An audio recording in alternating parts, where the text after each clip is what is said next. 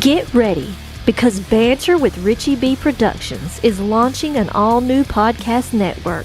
4 shows, 4 hosts, 1 powerhouse of paranormal and cryptid entertainment all week long.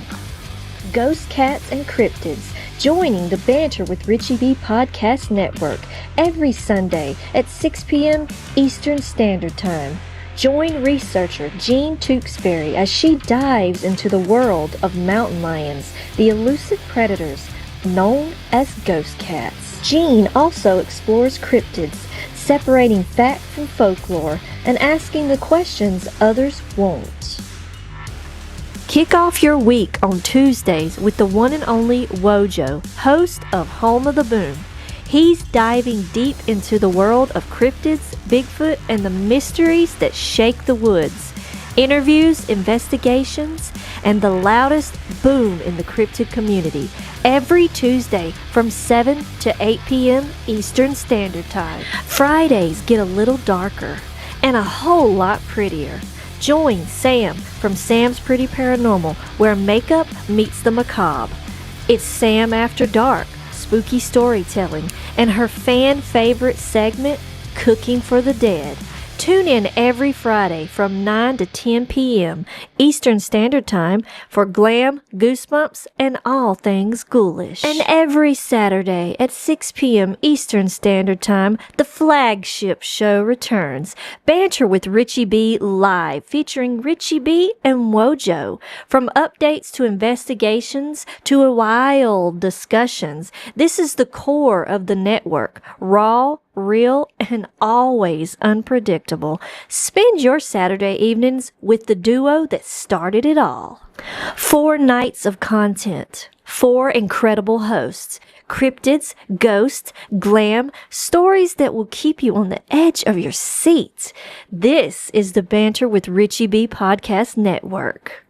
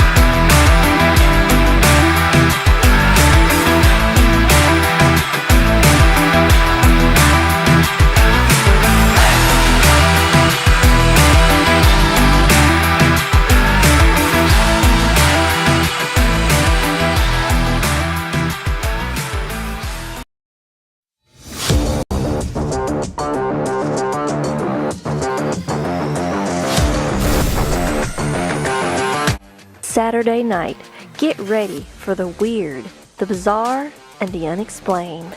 Banter with Richie B is bringing you a special guest you do not want to miss.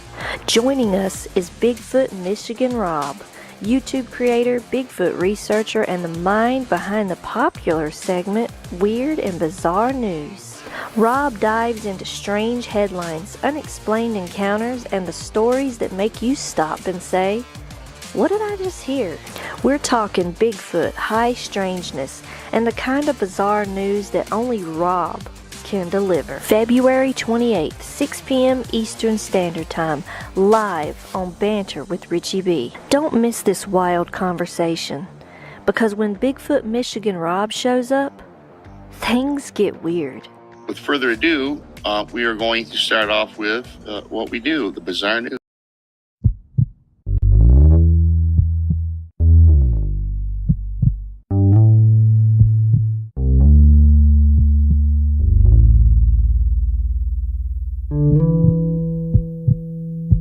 Good morning. Welcome to Banter with Richie B Live. Somewhere beyond the beaten path, beyond the whispers in the woods and the stories around the fire, lurks one of the greatest mysteries of our time, Bigfoot. For decades, legends have echoed through the forests, footprints left behind, sightings that defy logic, and questions that demand answers. But this isn't just folklore. This is a call to investigate, to explore, and to uncover the truth. Banter with Richie B isn't just another show. It's a community, a movement, a hub for genuine research, real conversations, and boots on the ground discovery.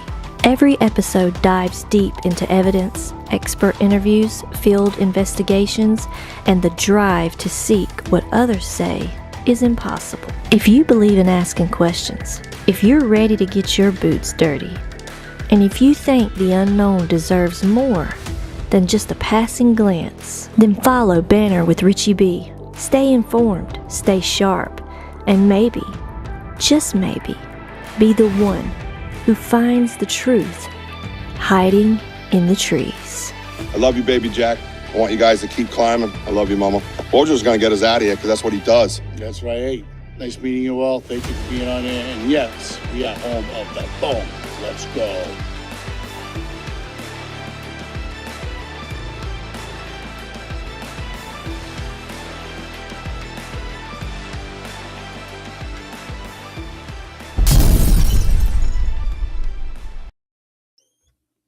Hello. And did I mention hello, governor? What's up, everybody? How you doing, man? I'm fired up. Welcome to Banter with Richie B. It's the Bigfoot Banter with Richie B to you. Welcome to the Banter Richie B Podcast Network. On top of that, I want to thank the World of X for coming in and joining us this evening. We did a little impromptu episode on X yesterday, and it was fun, man. I like the way they do things over there. Nice clear picture, and yeah, it's pretty good, man. I'm gonna get used to it, man. I'm gonna vibe with it, yo. As you know, I'm fired up tonight. Yes, sir. I have a very special guest, Mr. B, Mr. M, Mr. R, BMR, as we say up here in Boston. BMI. The BMI's in the house. I've been stalking that dude for a while. I mean, admiring that fellow from afar for a while is what I'm trying to say. Thank you, Jim. No, check it out, man. I am so excited for tonight. I have an abundance of energy. I have no idea why. I didn't even take any Sudafed for this cold, this sniffles I got. I'm just happy, man. Things are going well. It's a good shift in the atmosphere, and I can feel it kind of changing, right? I see everybody on the side already talking. What is my number one stat that I love the most? If you're new here, I'll just tell you. Chats. I love them. I love them. The record is 913 in one episode. I love it because that's what this is. It's a community. This is your podcast as well, man. Interactive, talking, having discussion, getting to know each other, hanging out on a Saturday night, right? Doing whatever you do. Maybe you have some popcorn. Maybe you're drinking some beer, stuff like that, right? So a couple things to get to, and then we'll get Wojo in. And we'll say hi to everybody on the side, and BMI can stretch out if he needs to stretch out because he has a few extra minutes here, you know. So obviously we're on Dark Realm TV, where Fear lives, which Wojo failed completely at last night, but he's been really good lately. I did try. It was a test. He just failed it, but that's fine. No big deal. Every Roku television, every Amazon Fire Stick worldwide. Get over there and check out Dark Realm TV. You will see our episodes on there. Trying to get these guys out again this summer. to do some live stuff so we can just have exclusive stuff on Doc Realm for them guys. Media Squatch, the Media Squatch app is no longer. They went in-house and broadcast totally. And we're still on there. So we're still broadcasting on there, everything, all that. The app's just, they get kind of crazy, but they're still the same people. Check them out, Media Squatch, all right? And of course, HLO, capital H, capital L, capital O Media. Check them out. We're over there as well. Dustin Daniels is the owner of that platform. A really good dude. And he loves our shows, man. We have a lot of fun. He's got a lot of the oldies kind of playing. I guess I got oldies now. It's so weird, man. Oldies. I shouldn't be shocked. I'm an old dude with a bunch of kids, but you get it, right? And of course, SNX Radio with Coley UFO, right? There's one of our affiliates. Let's call it an affiliate, Coley. How's that? We go with that? All right, good. That's what we're calling it. No, so it's a lot of change going on, and we're still linked up to YouTube, Facebook, and now X Live. X is going to be the exclusive carrier in the woods when we do our live investigations, our live research in the woods. We're going to switch over to X and give them the happiness and give them an opportunity, right? Because the other one's kind of, you saw the video. So anyways, but that's where I'm at. So let's get Wojo in here. Let's say hi to you. 83 kids, Tim Vogel, 83. You got 73. What 10 of my kids left? Good. Off to college again. Anyways, let's get Wojo in here and say hi to everybody on the side and get BMR in here and get talking and hang out. He's also got his show tonight at 11. That's the show I enjoy a lot. I enjoy them all, but it's somehow Saturday night. Everything goes quiet, kind of. The kids are in bed, and me and BMR can be alone.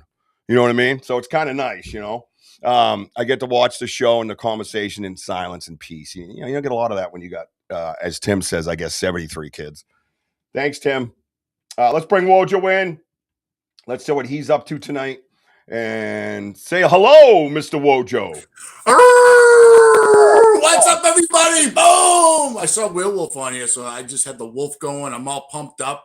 Hey, Christ. Did I blow your ears out? Yeah. Sorry, man. I was messing around with the volume thing, remember? Oh, let's try it again. Hello, everybody. Boom. Boom. How do you like that, pal? Good. Now hurry up and let's say hi to everybody. Oh, there's the SNX radio lady. Let's go up top. I got to go up top, though, because we got to see who got here first, because I don't even know. It's Mary Newbert. Mary. I think it's her first, her second first place finish. Good job, Mary. Gene Tewksbury, the legend. Tomorrow night at 6 p.m. to 7 p.m. It is Ghost Cats and Cryptids with your host, Miss Gene Tewksbury. Right here on the Banter Richie B Podcast Network. Hello, Gene. I got to push a button and stuff and have somebody say that. Yeah. And there is Curious. Thank you for your support, my friend. Appreciate you very much. And Ronald's in the house, Mr. Vexticity. What's up, Ron? Yeah, Ron. Rachel's here. Hi, Rachel. Rachel's Adventures on YouTube, everybody. Hey, Rachel. Hey, Rachel. Everybody hit that like button and share it out if you want and have fun with it and enjoy. But definitely smashy the likey. Gianni's here. Oh, Big Andy. We're going to say to the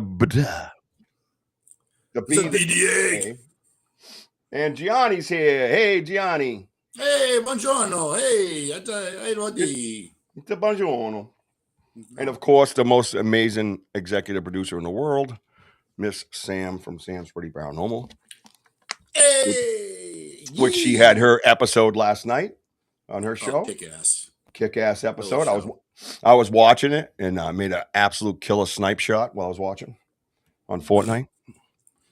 Sorry. I'm always watching, and then Jess actually chimed in and commented. Jess is like one of her biggest secret fans. Like she loves every facial expression Sam makes. Every time she makes a facial expression, Jess starts chuckling. Oh my God, you see that face? I'm like, all right. I can imagine. I'm like, just call her. Stop. I missed blah, blah, blah. Let's go. SNX Radio, as I said, Miss Coley UFO. Everybody make sure you support Miss Coley. Coley kicks ass. Which we've done some pretty badass collabs with them. I mean, we've had some And the views and stuff were pretty kick-ass too. A shit ton. It was crazy. But it was fun. It was like wild and adventurous. You know what I mean? Her music's kick-ass. Gets you Dude, going. That's the telling flow. Yeah, but I kind of dance to the merch music. You guys can't see me because I'm backstage. I don't think you can. And I was dancing to the merch video that Sam made. Oh, and by the way, anybody out there that's a creator, has a show, even for personal reason, anything at all, reach out to Sam's Pretty Productions if you want a kick-ass video like you saw coming in here for your episodes or your events or whatever it might be. All right, Sam's Pretty Productions. You can reach out to Sam's Pretty Paranormal. You know Sam. And JT's in the house. Blessings, pal. Thank you for being on here. JT. Keep rolling. I'm trying to see. They're all saying hi to each other. You know how that goes, which I love. Rachel goes smashed and shared out. I like it. I like it. Werewolf, like you said. What's up, Werewolf? Thank you for being on here, Werewolf. Yes, thank you. All right, let's see. I'm rolling. It's funny. I can't get used to that stupid thing on the mouse where you just kind of scroll with the finger. Like it's easier. You just spin it. I see Tiffany here. Tiffany, thank you so much for that beautiful drawing that she sent us. Yeah, she does a great job. She's such a great person. Yep, I might maybe I'll bring that up later and show everybody. Hello, Melissa. How are you tonight? Good to see you. Thank you for coming back. Hey, let's see. See now I'm rolling with my finger. It's a lot easier. See, rather than trying to hold it. Rolling. Richie B is rolling. Rawhide. No, not rolling Rawhide. That sounds weird. Tim Vogel's in the house. Legend. Hey. Tim Vogel.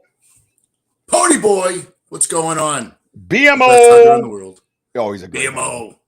David Lester. David Lester is here. What's up, Dave? What's up, Dave? All right, a lot of good friends here, a lot of good people here, man. And I'm very happy to Brandy Sampson. Hello, how are you? Blazer MT. What's up, Blazer? Blazer is in the house. All right, Tubin. What's up, you Tubin? Tubi. Good to see you on here early. Oh, we got nicknames for him now, like it's a hockey team.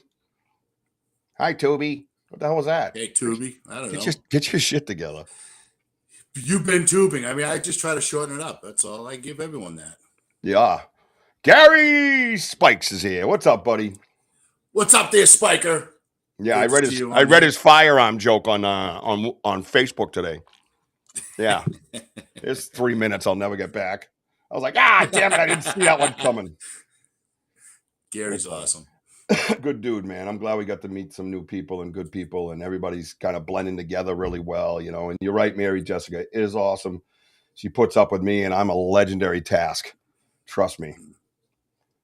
It's like having an extra kid with an attitude in the house. It's crazy. Well, you just don't know which that. Oh, I saw Benno. Where's my boy Benno? Oh, yeah, it's Sunday. Oh, my Aussie boy. Right. What's up, bro? Much love to you, my man. And I still have to email my address, right? Is that what I was told? Yep. Is that Christina? Horror, History, and Hauntings. Everybody get over there and make sure you like, subscribe. Hey, Christina. And check out her podcast. I don't know the nights of her podcast. If someone could help me out with that so I could put it up for her. Kelly Porter's in the house. Mr. New Hampshire. Kelly! Yeah, I heard he was going to be on a calendar one day up there. Oh, yeah. All right, everybody. I am not going to wait around too long to get the man in here. Hi, Maya. Where's Maya? I see her. Hi, Maya. Yeah, peek a freaking boo, everybody. All right, everybody. Again, hit that like button. Get it out there. Let's go. Let's have some fun tonight. Let's bring the man to the stage. I just want to see if he's ready. Raise your hand if you're ready. Yep, he's good to go. I just want to make sure. Excuse me. I'm going to try not to do that tonight. Trust me. Hello, Mr. Richie, she says. Here we go. Everybody, welcome to the stage. Bigfoot, Michigan, Rob, on the Banter Richie B podcast. What's up, buddy? The handsome. Well, excuse me. Hello, everybody. Yeah, tell the truth. Tell the truth. Okay, yeah. I'd rather be, let's see, in Acapulco right now. Yes, Acapulco. It would be good. And I'm not a traveler, and I don't disagree with you there. I'm a homebody. You know what I mean? I'm more like a homebody. I like to be at Yeah. home. I don't know. It's my domain. It's always been like that. I think that's my astrological sign. What's your astrological sign? I think Aquarius. You think Aquarius. Well, I was born in January. Aquarius. Yeah, but why don't we know this by now? I mean, you're like what, 28? Yeah, 32. Yeah, that's what I figured. It's somewhere around there. January, what you say, January? Yes, 27th to be exact. All right, somebody yell it out. What's up? I saw Poncho come in, by the way, Yeah. and someone else. Oh, D Hoot came in. I said, I do say now, D Hoot. Oh, the hoot is in the house. All right, somebody get me that astrological sign. We got to work on this. Yeah. But yeah. So I'm a Cancerian, so I'm a June 26 baby, and I just like I'm on the cusp of Gemini. It's like the last day of the cusp, as they call it. And I have all these personalities, right? And I prefer to be like with me or other Cancerians, right? Cancerians love each other. They're the two most happiest astrological signs there are out there, right? And I'd rather just in my homebodies. I'd rather, even though we're outgoing, we're actually homebody. That's the weird part. It's very weird. What is the traits? What would you? You don't even know if you were an Aquarius or not. No. What would the traits be? Let's see. Well, I do know that I'm Aquarius, so I was just kind of, Oh, you mess with me again. Okay, that's fine. That's fine. Well, Aquarians were very good swimmers. Yes, I was a lifeguard. Very good. My dad threw me in a swimming pool like when I was under 12 months, and I just swam. In fact, Like I wanted to be a Nirvana, like in fact, I wanted to be a full-time lifeguard and move to Hawaii. Really? Yeah, I really did. Yeah. And when was this start? Pardon me? Oh, back when I went to got my lifeguard certificate and I got trained and all that stuff. Were you a teenager? I was 18. I took it in high school. Yeah. Oh, cool. Got certified. Then I ended up teaching some classes and I did some lifeguard stints in the local beaches. I thought it was cool. So I tried to go, move to Hawaii and yeah, that didn't pan out, but that's okay. A lot of things don't pan out in life. You know what I mean? That's how it goes. Yeah, a lot of things don't, Yeah. Wait, I got to ask one question before we go on, Mojo. Did you do the beach walk? You always do the beach walk. Hey. See that? Let me ask you this one. Do you What? wear Speedos? He's wearing one right now. Hell to the no, man. Come on. Oh, come on. You still wear one. Oh, Well, hell, here- I've Acapulco, never here it come. I never sported a Speedo my entire life.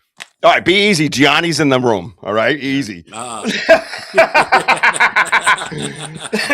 You know them the hairy paisans over there, Oh, yeah. How you doing?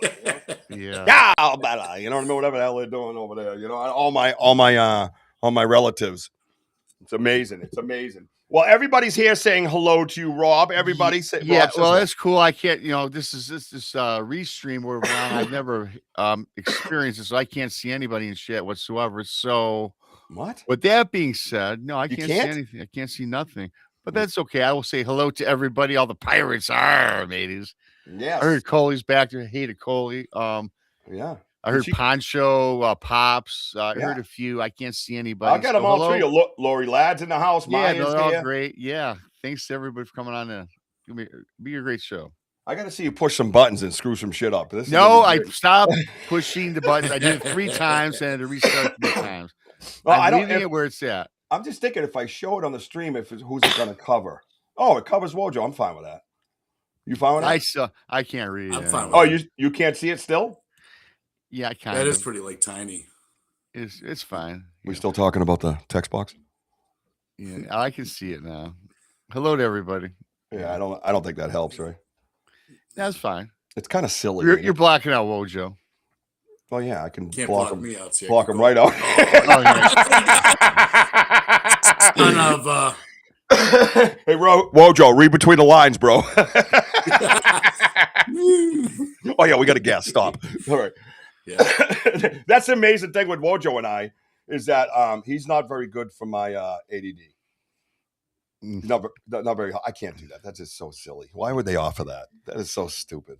They ought to just have the comment stream across the bottom like a ticker. Speaking of that, I got some tickers I got to get out here. So Rob, may I Sure. call you? May I call you Rob? You can Or do I- certainly. Or do I have to call you Mr. Michigan? No, not at all. Rob is fine. Whatever Yeah, you want to roll with. Whatever you want to roll with that. Good. I appreciate that. Because sometimes I call people. That is my name after all, so I'm used to it. Yeah, right. Rob. That's nobody knows that though. Nobody knows should. that. They How should've. long have you been called BMR? 4 years. It's been 4 years. Is that how long you been on the air and out there? Yes. Kind of. Yeah. Yeah. Okay. And you're from Michigan, obviously. You've been from Michigan your whole life. You ever live anywhere else? Tell the truth. Yeah, truth. Rockford, Illinois for a stint. Really? Mhm.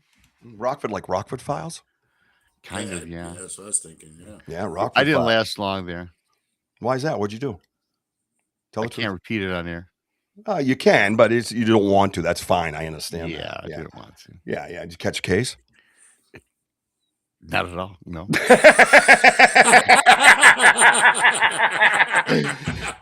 Yeah, dude, I'm not all about Bigfoot or cryptids here. You know what I'm saying? Like, I know what you're saying. this shit just comes out to me. You know, you don't have to answer questions. I will That's tell like you kind of- this. No offense to anybody who lives in Rockford, Illinois. Strange set of people. Really? Oh yeah. Wow. Yeah. What do you think that would be from? I don't know. The town. Their genetics, inbreeding. I don't know. A little bit of that. Okay. A little okay. bit going. It's just a weird town, man. It is. I gotta look. I did not have a good vibe, and I was not even into the paranormal. I just thought that the town was creepy. And again, for people living in Rockford, no offense, because I'm sure you're all not like that. Yeah, and no offense fixes everything, by the way. Just Yeah. so you know. Yeah, You know, it does. I walk around town all day. I'm going. Like I just this. say what I say. If offense. people hey, I say what I say. If they like it, they like it. You know. And if they don't, Rob, they I'm don't, out they in don't. Rockford. Yeah. Rockford. Have you ever been? Rockford. Have you ever been to Illinois, Wojo? Never. Yeah, I think I drove through there once by accident. I had a strange traveling life around the country. Like I ended up in Canada one time. I had no idea. I woke up and I was in a house and someone says, "Oh, you're in Canada." I said, "What do you mean I'm in Canada? Like the country Canada?" Yeah. I was in Rockford, Illinois, and I went out with a buddy of mine, and we ended up at some Japanese steakhouse, and we were kicking back and drinking. What's that Japanese liqueur? Sake. Sake. So Sake. Oh no. and you got to remember this: when I was in Rockford, Illinois, I was unfamiliar. I was only there like 2 or 3 weeks, Mm-hmm. and it got to be nighttime. So we threw back some sake, had some steak or whatever we ate. I can't remember. And I'm like, damn, I've been driving on this road for like 2 hours and nothing looks familiar. And of course, it was all woods all around. It was pitch black. Stars weren't out. I said, Rob, you're mistaken. Then all of a sudden, I seen a "Welcome to Wisconsin" sign. I'm going the wrong way. Whoopsie. I had to turn around, head back. Yeah. And then I got my bearings, finally. So Yeah. Well, do you really get your bearings if you're in? If you're driving in the wrong states, you don't really get your bearings back. You really don't, right? You really back in don't. the day, there was no GPS, No, right. and there was no, and you know how guys are. We don't stop at the gas station to get directions because we can figure it out. Mm. I didn't even see a gas station. I kind of wanted to find one because I was like, "Where the hell am I, man?" So, Yeah. but I did. I made it back to my apartment I was staying in. That's all that mattered. Really? Yeah, a month later, I left. Yeah. And you were done. So how long were you in Rockford, Illinois? 90 days. N- Yeah, that was it. Yeah, that don't sound like you. Wait. That don't sound like a rental agreement. Yeah, it was not. I broke the agreement. It was a 1 year lease, and I broke it. Okay, sure. That's how bad that's how creepy that place is. Oh my God! First thing I Oh, thought was wow. the sheriff's department. Nah, well, yeah, they called me too. Yeah, he's like, "Yeah, I was there for 90 days." I'm like, "Where do I go from here now?" I wasn't locked up. No. Okay, no, just you got to understand what that sounds like. You're It's like, "Hey, I'm in terrible, Rockford." yeah. He's 90 just days. wondering what's going on in this town. Everyone's too weird.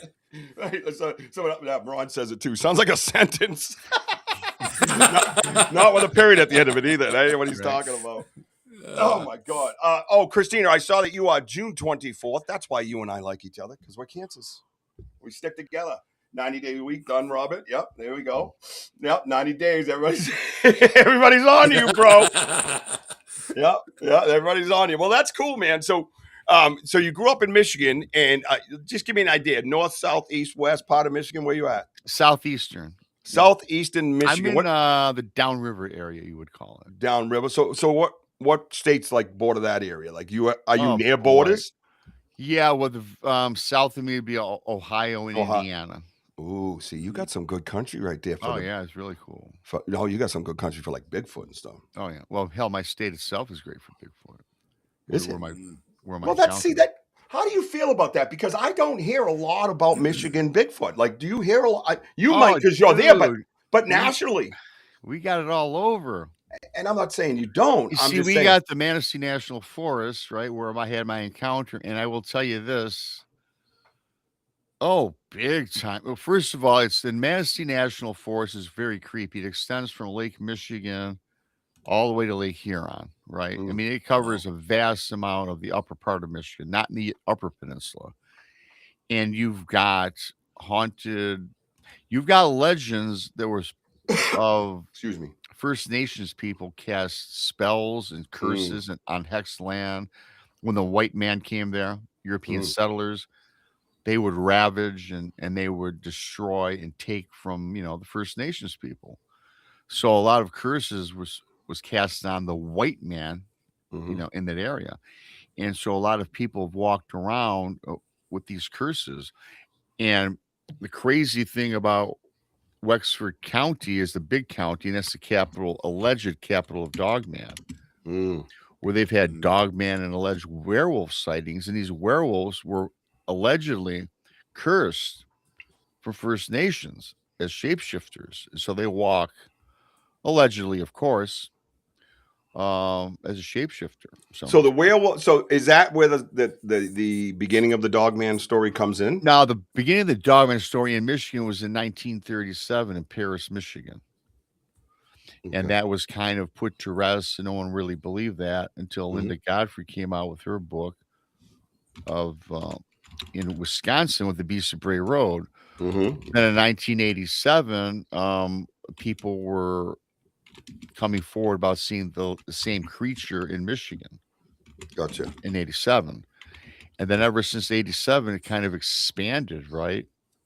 And I get a lot of my shows are from people in Michigan that have seen the Dogman. So I've had many, many guests talking about Dogman on the show. Yeah. And Bigfoot again is prevalent. Bigfoot is there.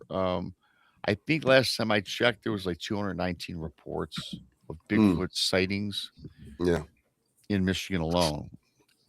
But compared to well, how do you feel when everybody when everybody's flying out to like BC or Alaska to go see Bigfoot? How do you feel about that? If you're sitting in Michigan and you have, they're flying, and it's nice to go other places. I'm not saying anything about that. I'm talking about how prevalent they are compared to Michigan is, right? Like, it kind of irritated me a little bit when I started this because New England was not on the map at all. Nobody even talked about it.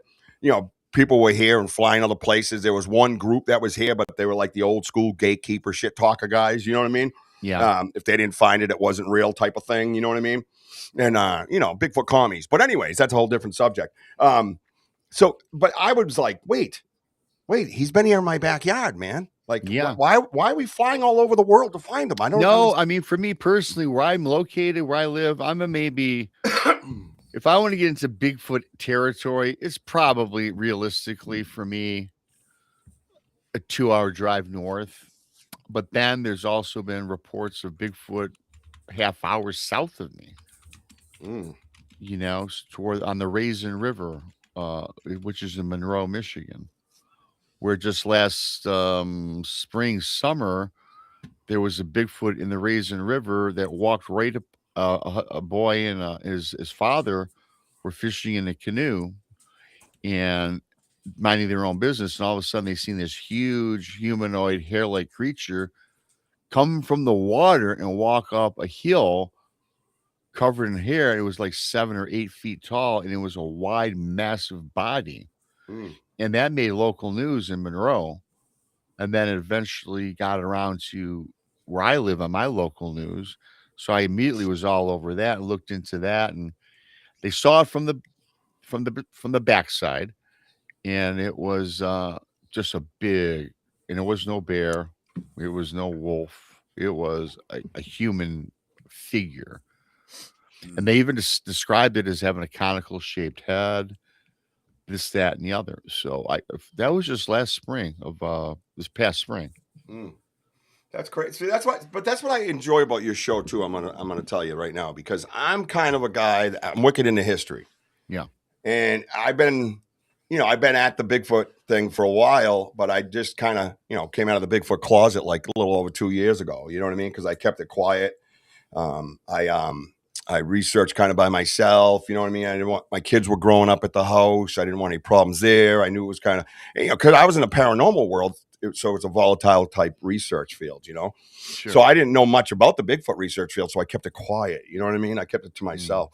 But I'm a bit of a historian. I love everything history, right? I believe the Vikings were here and the Knights Templar were here and all that stuff. Actually, in your area, of course. And I believe some of the first Bigfoot sightings were through the Vikings, just by some of the things that they have written down or documented, right? The things like that. So, but I like you and your show because you have a lot of knowledge about this stuff, a lot of stories about this stuff. You know what I mean? Yeah, well, it's taken 4 years to amass all of this, and really briefly about the Vikings. Eric the Red supposedly fought Bigfoot in a battle. Yeah. There's reports of the Vikings fighting not human beings, but these 8-foot tall gorilla type beasts, right? That was no match for the Vikings, and wiped out a lot of his commune. Right. So I like the history myself, so Love when it. I had my experience in 2018, I immersed myself in all the research and trying to get answers. Now, before that though, but for me, I believe a lot of people have like a sensitivity or see things or you kind of, it's like a chosen type of thing, right? Yeah. And that's the way I feel. And only through my research, right? And my life, once you piece it together. Yeah. A lot of the people I talk to have all these types of, where'd he go? Did it do that thing again? I'm here. No, that's not you. It's him. Yeah. You should probably try an Apple phone. But anyways, all right, moving on.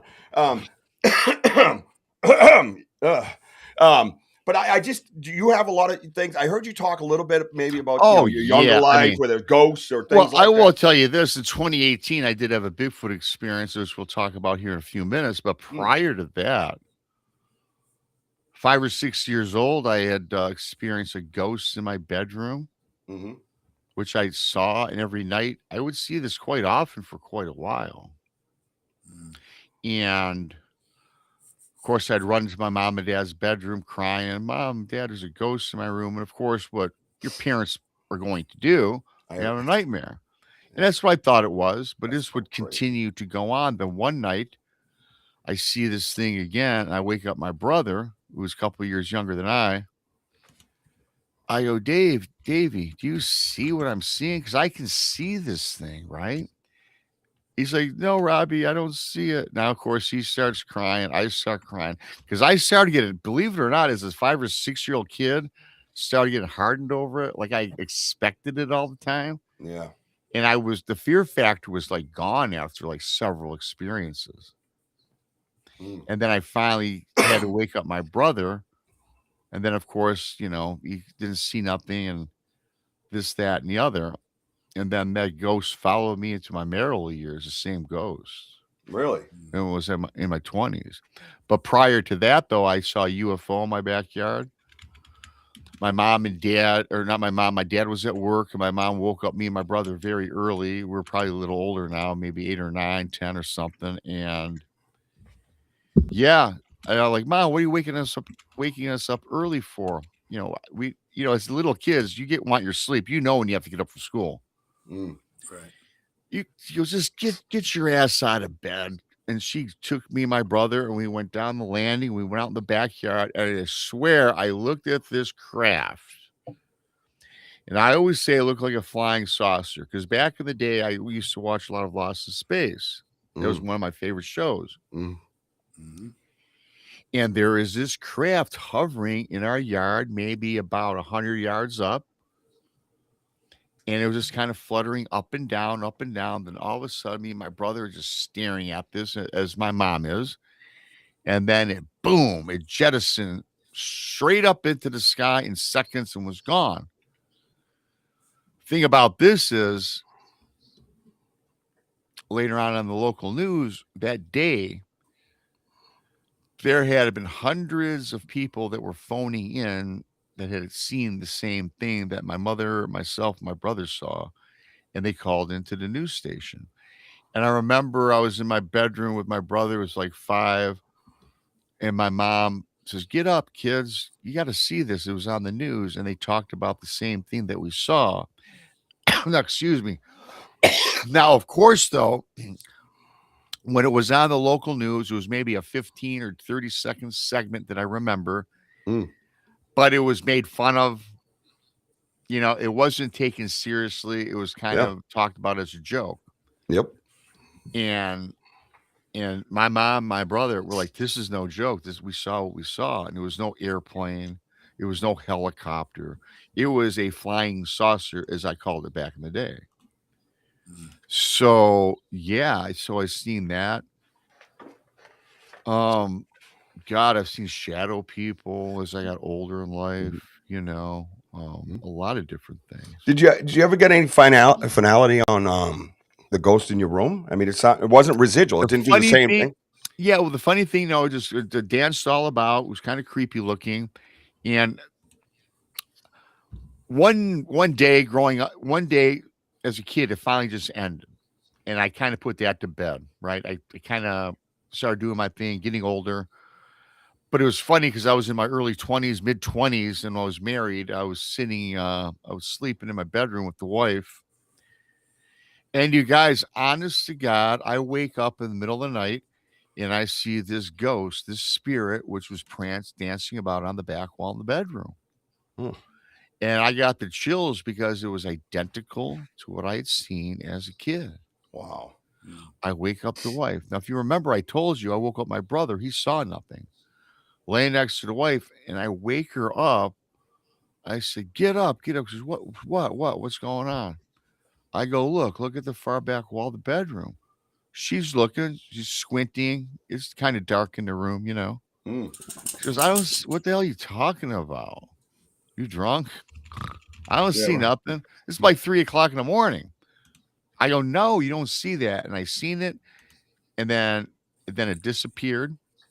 But it was showing itself long enough for her to get a visual. That I do remember, but she saw nothing. So I just saw it. So as life goes on, I could see a lot of things other people couldn't see. I found out. And then later on that same home, we saw shadow people. I saw it. And I thought I was going crazy, bonkers once again, right? Why is this shit happening to me? And I kept this to myself. I didn't tell the wife. I already told her about the ghost a year prior. And then one day she told me that, "What's wrong with you?" Because during this time, the wife and I grew apart. I was very standoffish, negative vibes, negative energy. In fact, I knew that my wife was doing crappy at work. I was doing crappy on my job. It was a lot of negative energy, right? And at the time, I'm talking negative energy today because back then I would not say that because I have no clue what the hell is going on. Yeah. And I said, "I got to tell you, man, I've been seeing this dark shadow in the back wall of this one room we had. And now I'm seeing shadows out of the corner of my eyes during the daytime. And I just got to tell you, because I know you didn't believe me about this ghost." And she goes, "Oh my God, I've been seeing the same thing." Wow. Really? Yes. So, wow. So,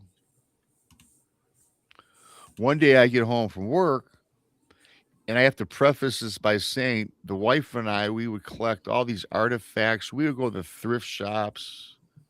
We would go to antique shops, and we collected all of this, whatever the heck, creepy looking stuff. A creepy stagecoach, you know, a witch, a coffin, anything. A lot of just weird stuff. And we were going to set up one of the rooms, you know, and buy these curio cabinets to set up a room and display all this stuff. So we collected this over a couple of years, and we always kept it in the garage. So finally, one day, we got the curio cabinets all set up and everything in the one room. And we took all the crap from the garage that we collected, Now we had a place to put everything. And I must tell you guys, within a few days after doing that is when we started experiencing the shadow people. Mm. And that's when everything was negative, right? All this bad things was happening. When I say bad, I just mean negative vibes, doing poorly at work, whatever. And then one day I get home from work and there's some woman in the house. So my wife started doing some sort of reading up on things and called a medium, I guess it would have been Yep. back in the day, right? Yep. And I go, who? And she goes, hey, this is whatever her name was. I forget. She's here to help us with the things we're experiencing. Now, I just get home from work. I'm taken aback. I'm like, what the hell are you talking about? What do you call these loony people for? Because I didn't really believe, right? Mm. I've seen what I've seen, but still, you don't accept it, right? I didn't cross that threshold, despite the fact that I've seen many weird things. So. Right. So we're walking through the house, then nothing. Then we finally get to the room where all the artifacts or trinkets were in the curio cabinet area. As soon as we walk in there, this medium lady said, you guys feel that? We're like, what? It was very cold for this woman. And she says, the source of your situation, what you're experiencing with these shadow type people, is coming from this room. Then she started asking about the curio cabinets and all the stuff we had in these cabinets. We told her. She goes, yeah, this is the source. There's an attachment here.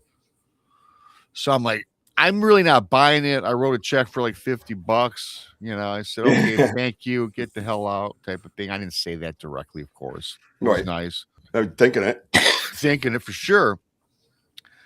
But the shadow people didn't go away. The weird stuff didn't go away. And then me and the wife says, you know what? Maybe we should listen to what that lady said. So what I did was took all the crap out of all the curio cabinets, put it in a big old box, and I put it back in the garage. Mm. Okay. Within days, everything got better. Stopped seeing the shadow people. Yep. All of a sudden, the job got better. Mm. The wife and I started talking like normal, like prior. Mhm. It's just that whatever that source of energy was gone. Spring cleaning comes. I go out in the garage that following spring, and I'm sitting in my garage. It was probably about 10 in the morning, kind of dusky out, kind of an overcast day. So I'm sweeping up or whatever, and I look in the back of the garage because I didn't keep my car in the garage. It was just kind of a junk collecting. It's just where you put BS in, right? Mm. And I look in the back of the garage, and I see that same dark shadow person, which was darker than darkness, Ooh. emerge from the back of the garage. Mm. I yell out to the wife, get your ass out here. She goes, What? what? She comes out. Of course, when she gets there, there's nothing. I said, wait, that shadow thing is in the garage now. She goes, are you kidding me? Mm. So she hung out with me for a little while because she believed me. Of course she did, because she saw the same thing before. Mm. Then it showed itself briefly for a few seconds and disappeared. So that's when I said, that's it. I took all that crap out of the garage, put it in my pickup truck. And where I lived, there was a dump 3 or 4 miles up the road. I probably would not have done this today, but as a kid in my mid-20s, I'm like, I just wanted to get it out of the house. And I took it, I dumped it right at this dump. And that was it. And then after I did that, you know, the creepiness ended. Never saw it again, man. No, it is, yeah. That, you know, attachments are a thing. You know, that's real. You know? And you know that more today, I'm sure, just with that experience being an experience. But now when people tell you certain things, your mind's a little more opened, right? Oh, for sure. Right. And that's what those things happen. It's funny because you and I actually have a very similar ghost story. I ran back and forth for 3 nights in a row to my mother about this ghost that was in my room. And, you know, everybody's heard the story, but it turned out it was my grandmother. She passed away when my father was 13, and she died of like a really kind of slow, miserable type thing, like malaria. Wow. So it wasn't spoken of. And I only ever saw one picture of her as a child. Mm. But my mother asked me what she looked like. And I told her exactly. I can still see her right now as I look at you. I could see her in my face, you know.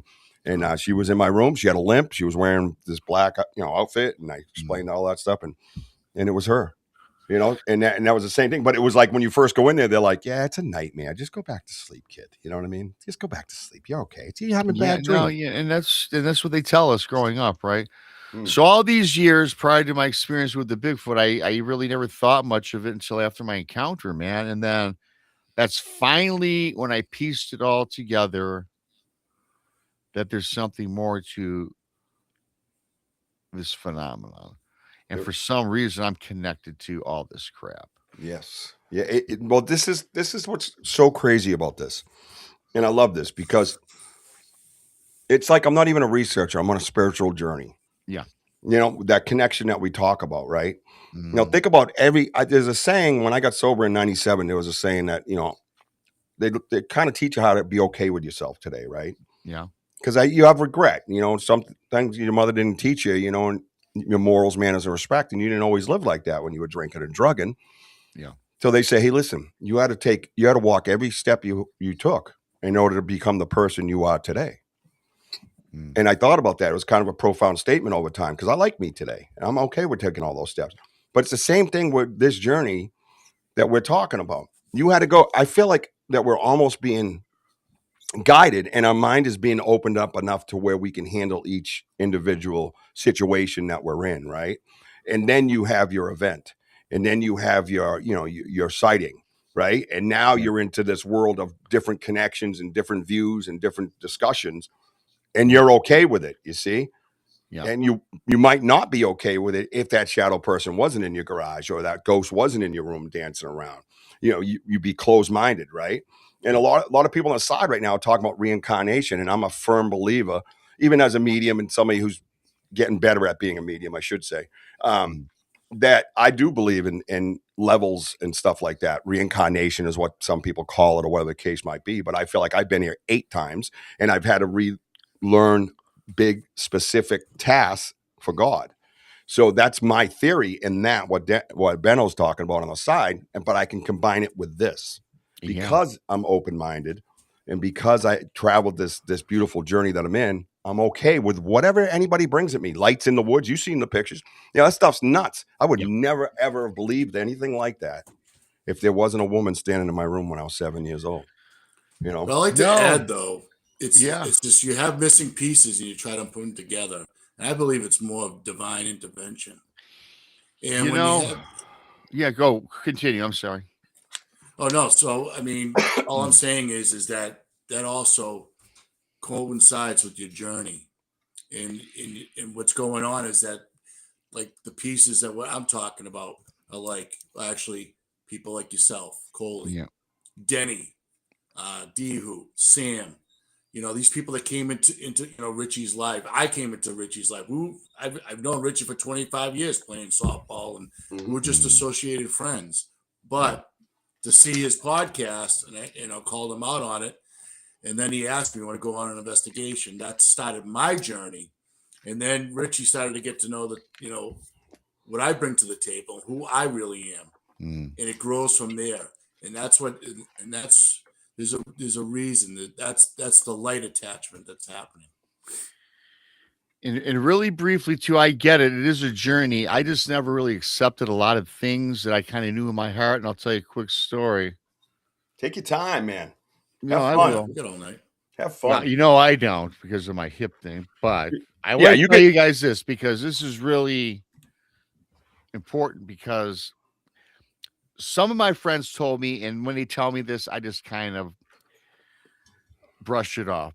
Some of my friends, since I started getting involved with this, said I have certain gifts. Now, when someone says I have a gift, I am not gifted in anything. I am not. I don't believe I am even today. But I'm very intuitive, and I can size up a person in under a minute and know if they're good, bad, or in between, right? Yep. And I could do that at the bar. When I owned the bar for 13 years, I never looked at your resume. I talked to you in person. I would know if you worked out or not. I also had this experience. I just knew this. Everybody that's listening to this show, we all are intuitive. We all know when people's looking at us at a restaurant or standing in line at the gas station. When someone has their eyes on you. Yep. But I will tell you this briefly, which really freaked me out. There was this kid, Jimmy. Okay. I was probably around 7 or 8. I had already seen the ghost, already seen the UFO. And the thing is, 7 or 8, Jimmy was a neighborhood kid. I never liked Jimmy at all. He would play with me and my brother. And I'm a kid. I should not dislike anybody. But he kept coming over, and me and my brother would play with him. And I one day went to my mom, and I sensed something about this guy. Mm. So I go inside and tell my mom, and I said these words to my mom and dad. I think that I don't want to play with that Jimmy kid, Mom and Dad. I think he's evil. Mm. My mom and dad looked at me and said, "Where the hell did you get the word evil from?" I mean, looking back, what kid throws out the word evil? Especially back when I was growing up, we didn't Right. have cable. We had, Channel 2, Channel 4, and Channel 7. I wasn't Yep. exposed to these words, right? Right. My mom and dad didn't even swear in front of me until I was 18, for God's Mhm. sakes. Oh, wow. I understand. Jimmy's just a nice kid. So whatever, mom and dad. Okay. And we were in the same school system. So I was always seeing Jimmy all the time. We were in grade school together, middle school and high school. And I would always tell my friends when they were bringing around Jimmy, I want nothing to do with the kid. Rob, you're just a dick. Why don't you like him? There's something about this kid I can't put my finger on, you guys. I just sense he's not right. Mm. And he really wasn't he wasn't an idiot. He was kind of nice, but there was something that was off in my mind. Yeah. So again, my friends, I never wanted nothing to do with the kid. So we're in high school. It's my senior year, and we're playing soccer. And Jimmy was in my gym class. Mm. And Jimmy and I got tangled up with the soccer ball. We both landed on top of each other. And we're kind of tumbling about, intermingled together, touching, And I want to tell you guys, worse than it, my worst feeling I've ever had in my life was I had to throw that kid off of me. And I ran away from him almost screaming like a little baby. Mm. Because when I got physical with him and Yeah. touching him, I got this vibration of just pure hatred, man. Really? Hatred. There's no images flashing in my mind, but that this kid is no way. And in my mind, I always knew I didn't like him for whatever reason, but that contact heightened it. Yeah. And I actually left the playing. I was so upset. I left I left the soccer field, went right to the locker room. And I got in trouble with my coach, my gym teacher, and I didn't care. Mm. So to wrap that story up, I go off to college. I'm out, and I came back home, and my mom and dad had a little, celebration for me for graduating. And my mom and dad took me aside, and they took me up into their bedroom. I'm like, oh, wow, this must be serious. They never take me to the bedroom. Right. Rob, we have to apologize to you, man. I go, why? You know that Jimmy kid, when you were a little boy, you said he was evil? I go, well, yeah. I said, what's he in jail? My mom and dad just kind of looked at each other at me and says, no, son, he's not. He's in prison. We didn't want to tell you and upset you when you were off at college, but he murdered his grandmother. Oh, boy. Yeah. Yeah. And, I remember traveling these bike trails. So we drive our BMX bikes as kids. And we came across this horrific scene at the creek, and there was all these skinned cats hanging from the trees. And we went up. We were all scared. We went home and told our parents. And then I'd gone back there maybe a week later to investigate it because I'm kind of like more really adventurous, right? Mm-hmm. And I followed up the slope where the cats were now gone. And I continued walking back and went to the fence line. And at the fence line where these cats were hung up, you guys, was where Jimmy lived. Yep. Yep. Yeah, you're sensitive, and that's the case. You know what I mean? And you can get on different levels where, you kind of get taught. It's not like some people they wake up, they're powerful, they're wicked sensitive to all of it. They know it, they see things continuously come to them. And others, have that rational side of their brain. And I talk about it with Bigfoot. Like when I knew what I was dealing with, I would still, even Wojo has seen it and everybody on live has seen it, right? And I would just, nope, wait, we're going to go to the rational side of the brain first. We're going to check in and then we're going to research with the rational side and then we'll meet over on the open side. And that's kind of what happens for some people, you know, that are sensitives. You know what I mean? So when you obviously, I felt you're intuitive right away in a sense where you're seeing and you're hearing and you're dealing with and you're coping with. People have to understand that too, right, Rob? You're dealing with stuff that's really heavy at a young age. Yes. You ran to your parents, but who wouldn't? But you're not running around everywhere else, and you're not like, oh my God, you know, blah, blah, blah, blah. Because you know inside, your body knows you inside. Oh yeah. That we're gonna cope with this. We're gonna deal with this, and that's the difference, right? Yes. And to have that touch sometimes is different. That's why I said it yesterday on the show, the sample show for X when we first came on there was with Bigfoot stories, right? The hoaxes, the bullshitters, the liars, and stuff like that. Yeah, why have them on an audio upload? Like put their faces on the screen, like have that conversation with them. You know, it's just so weird because so many people can just be like, yep, yeah. So the other day, you know what I mean? Like, Yeah. there's so many tells, right, that can help in this stuff. You know what I mean? And what I'm saying that for is the comparison to you having that physical touch led you up a different level. You went to a different level at that moment. You know, you were solidified in your knowledge. You just chalked it up as a feeling because you're rational sides. You know what I'm saying? Yeah, no, I do know what you're saying. Yeah. And so my problem is it's hard for me to accept these things that I've come across. Even today, I kind of like, wow, you know, I guess this is because I don't like being said you can do this, that, and the other. I'm open-minded and I believe all this stuff because now that's why I do this. But like I said, guys, man, it all came together when I had that Bigfoot encounter, which I can share with you. You could, well, yeah, I could, you know, you can just walk right into it. I don't need to segue everything. I mean, Wojo's doing a great job over there. Yeah, look at Wojo. He really is. Is he? You guys agree? Hello to everybody that I can't see in the chat room. Thanks I don't for coming in. understand that. Why can't you see the chat room? It's okay. I don't want you to cover up Wojo's pretty face. No, I know, but it was a lot of fun. You got to admit, right? You have to admit. Yeah. No, it wasn't, Rich. Mind your business. Mind your business. Tell the truth. Okay. Why don't you tell the time when I had to stand on your 10 fingers and look in Rob's window?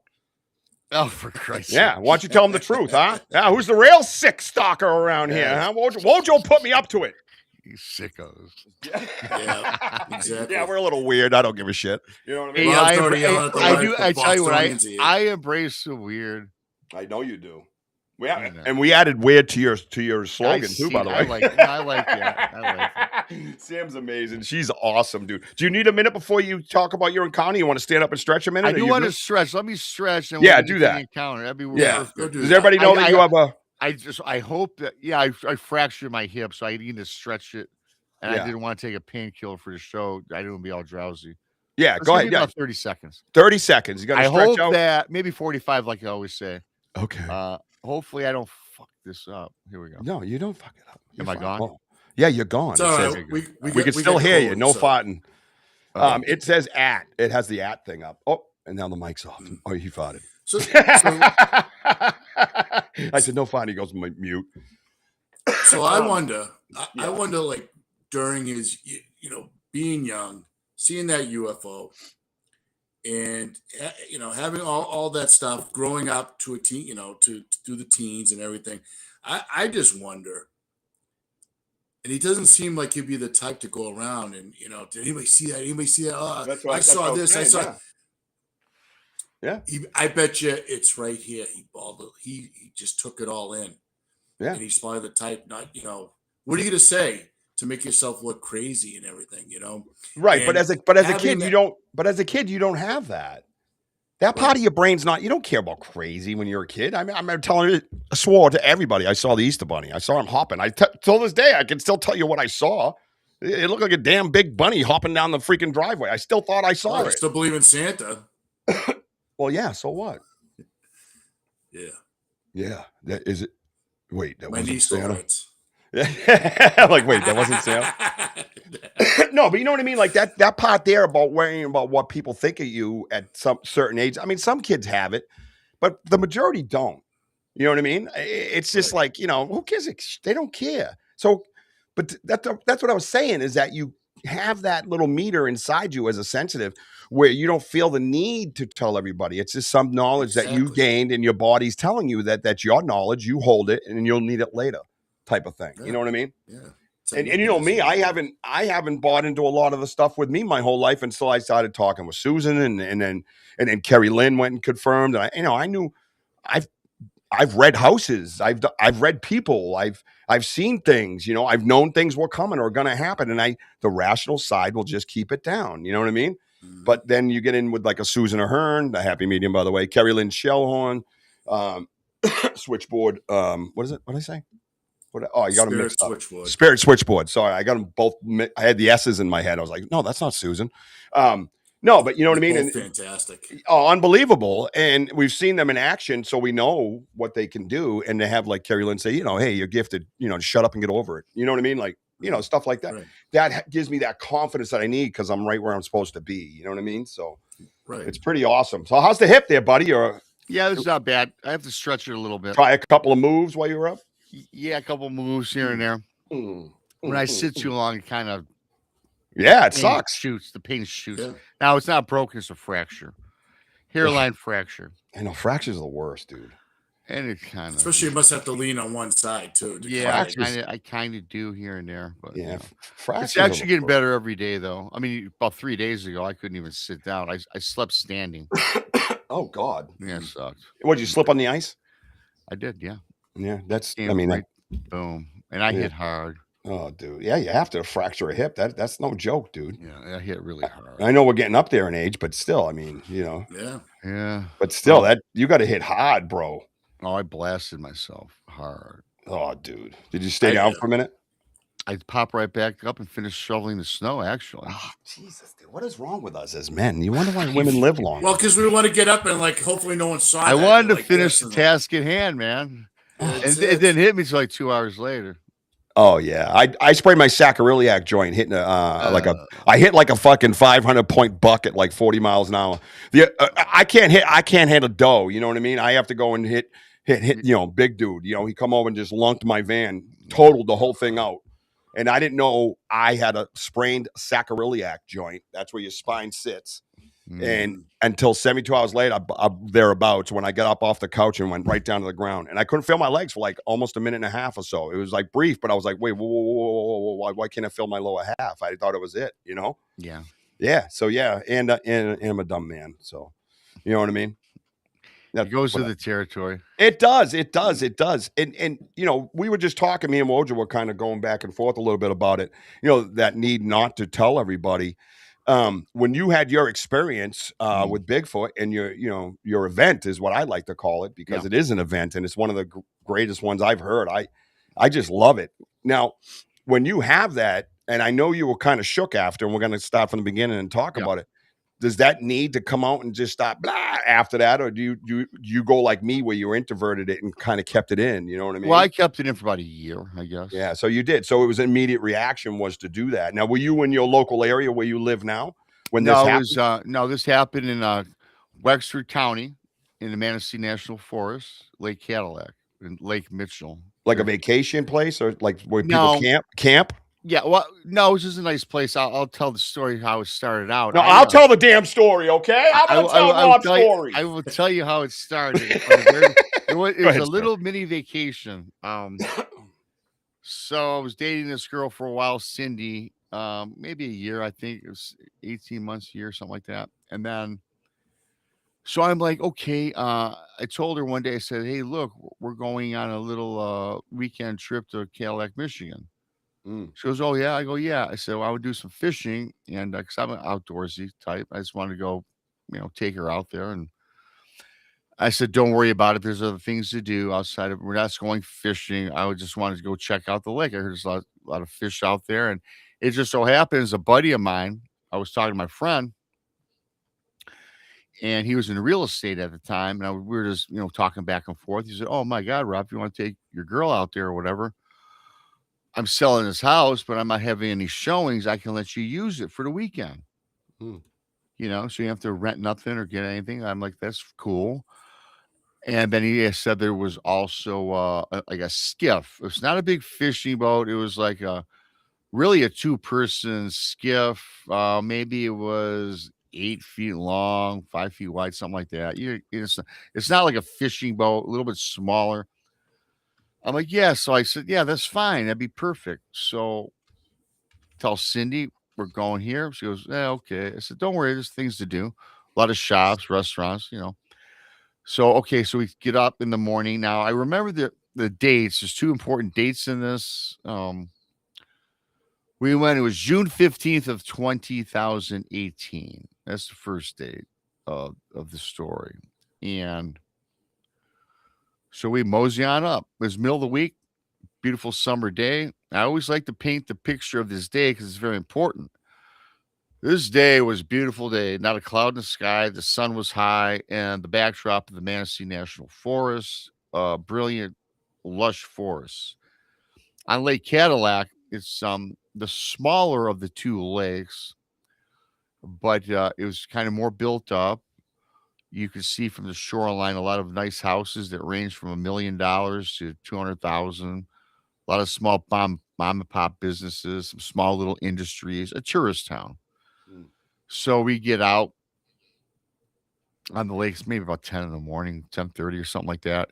And we're traversing about the lake. So we stop and we're doing some fishing. And about an hour into it, not even a nibble, not a bite. I could tell Cindy's getting kind of bored. So I said, screw this. Let's just explore the lake a little bit. So we take this little skiff around. So we're taking the boat up and down and looking at all the houses and this. Then I came across this canal. And I went through this canal, which led to Lake Mitchell. Now, when I got through the canal onto Lake Mitchell, it was not as built up as the shoreline of Cadillac. Mm. It was more dense, the beautiful Manistee National Forest. Yes, there were some homes there. Yes, there was some other, maybe a playground, but it was more desolate, if you will. And so I'm going down the shoreline, maybe 90 feet offshore, and then I hit this cove, which is called Mitchell Cove as well, part of Lake Mitchell. So I said, this is the perfect spot. There's nobody hardly on the lake at all. I said, yeah, I'm getting this vibe, right? This is where we should go. So there was like a trolling motor on the little skiff. So I put it low, just on a nice slow pace down the shoreline. So I tell Cindy, I said, hey, look, I'm going to readjust the tackle. I'm going to change out the lures and the bait and switch things up a little bit. She goes, yeah, whatever, no problem.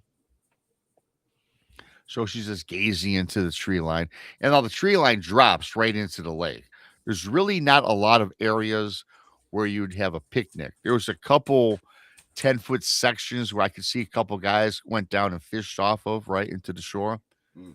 So I'm not paying any attention. I'm looking down into the boat and I'm adjusting the tackle. When Cindy says to me, hey, Rob, I think there might be somebody throwing some rocks at the boat. She goes, I go, what are you talking about? I look up and there's nothing there. I said, yeah, don't worry about it. I said, in fact, I'm excited. And I says, hey, maybe it's just some fish jumping around. Maybe we got a good spot. She goes, yeah, okay, whatever. I look back, start redoing the tackle. And then all of a sudden, she says, Rob, I just seen a rock. Someone's throwing rocks from the shoreline. Again, I looked. There's nobody there, you guys. There's nothing. I said, look, I don't think there's anybody tossing rocks at us. She goes, okay. She's a little more perturbed. And I'm kind of like, I said, look, I'm almost done. Just wait. And then I can join you and we can both look together. She goes, okay, fine. So I go back about my business. Now, for whatever the reason, I do happen to look up. And again, it's a brilliant day, you guys. Blue sky, lush forest, right? And I look up and I see something literally coming out of the sky, falling down. I'm like, what in the hell? And it splashes, it drops like 4 feet in front of the boat. I go, holy cow. And this is a rock the size of a baseball. Mm. And I kind of looked to Cindy to kind of like apologize a little bit. Like, yeah, someone hurled a rock. So when I look at Cindy, she's standing at this point looking. Not a big woman, 5'1", 109 or 10 pounds. And I have to say this about Cindy. She's a sun worshiper. June 15th, she already had a tan from head to toe, right? I'm like, okay. So, but when I look at her, she's asphyxiated at the shoreline. And I will tell you, every ounce of tan in her body, it was pale. Mm. Like, what the hell's she looking at? And I looked at the shoreline, and there was a clearing. You guys, and I'm drifting. I'm maybe 90 feet. I always say 90 feet, give or take, right? Standing there in a brilliant reddish brown coat of fur. Mm. Had to be 9 feet tall, is this humanoid looking thing. But the thing about this is this. It was humongous. It was probably like 4 foot wide, and his arms are on its side. And I'm close enough, and people got to realize I can see vividly, and I can see this big head, and this head looked like a human, humanish, but it looked like an older human being with grayish skin. I could tell it was all like, it's just old, right? Wrinkles. And I could see this thing distinctly. It had opaque eyes. It almost looked like a person that had a stroke because one side of the face was kind of drooping. And I'm kind of drifting a little closer. And I see this. And this head, you guys, was big. I mean, this thing, you got to imagine 9 foot, 4 foot wide. You can see it. Mm. And I'm looking at this thing. What the hell is this? I don't know what to think at this time. Then all of a sudden, as his arms were on its side, it lifts its arms parallel, and all this hair, his fur is like straggling down, and then it goes back, kind of drops back with his shoulders, and his jaw distends real wide, and that grayish, creepy, crusty looking face rolled back almost purplish. It got very taut, and those white, opaque eyes rolled back black. Mm. Totally transformed into what I call it looked like a demon. Mm. And here's the thing: when it dropped and distended its mouth and it was open, it was as big as you could drop a softball in it, man, like Pac-Man. It was huge. And then all of a sudden, when emanates from inside this thing is this roar, this yell, and this scream. And I'm going to tell you guys, when it did that, it sent like a wave, a shock of like a wave, a sonic boom, as I like to say, rolled across the tree line, and I can feel it hit me. I can feel the reverberation. Cindy, as I said, is standing, not a big girl. She falls off into the water. It knocks her into the water off this little tiny ass skiff. Wow. So I'm like, holy. So now she can swim, things like that, but I get up, and I'm getting up and I'm trying to move to my right to get her in. With this thing, I take my eyes off this thing. But you guys, here's the thing. When I get up to move, all of a sudden, the beautiful green forest, the blue sky, whatever, everything dulled, like I was looking through a filter. Everything turned grainy, almost like black and white. And at this instance, I'm paralyzed now and I cannot move. Mhm. I cannot move to help her. I am paralyzed. And I don't have my cognizance. I can't move. Mm. And I'm thinking in my head, Rob, what the hell's going on here? I'm trying to like shake my head. And then I snap out of it and I regain the vision, and everything was restored, the colors and everything. She's already almost halfway up into the little skiff, and I pull her in. Then another thing that really scared me is because when I looked to the shoreline, this creature, whatever the hell it is gone. I'm like, oh, and I'm wondering, where is it? Is it swimming in after? I don't know what I'm experiencing here, right? And I'm kind of already in shock from what happened to me in the sight I saw. I ripped this little skiff around and I just opened it up. That throttle is all the way open as far as I could go, and I just blasted across Lake Mitchell. I got through that canal, go through the canal, and I beeline towards the shoreline. Get to the shore, dock the boat, whatever. Grab Cindy, wrap her in a towel, a blanket, whatever the hell it was that we had handy. Shivering, freezing. She's cold, and it's a beautiful hot. It's like 85 degrees at this point, and at this point, it's probably a little after 12 o'clock.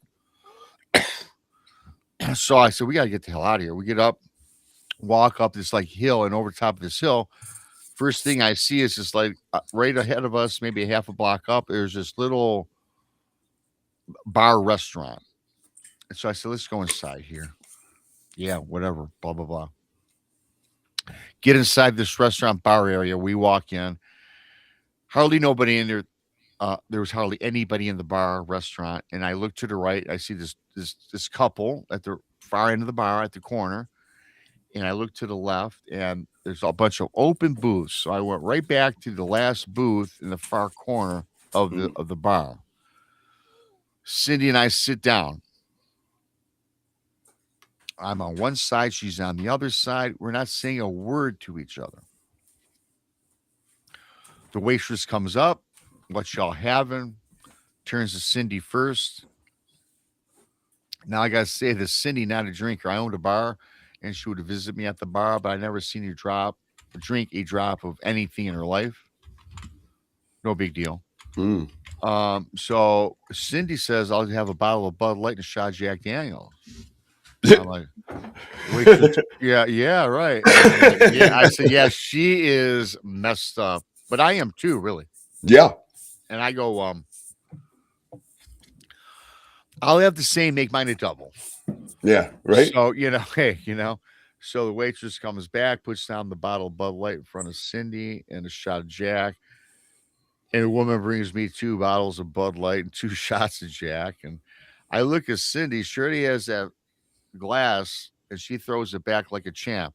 Right. She's been drinking 20 years. Yeah. Took that bottle of Bud Light, guzzled half of it. I do my shot, drink my bottle.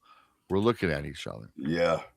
So now Cindy says to me, hey, Rob, what do you think that was? So I threw the question back at her. I said, I don't know, Cindy.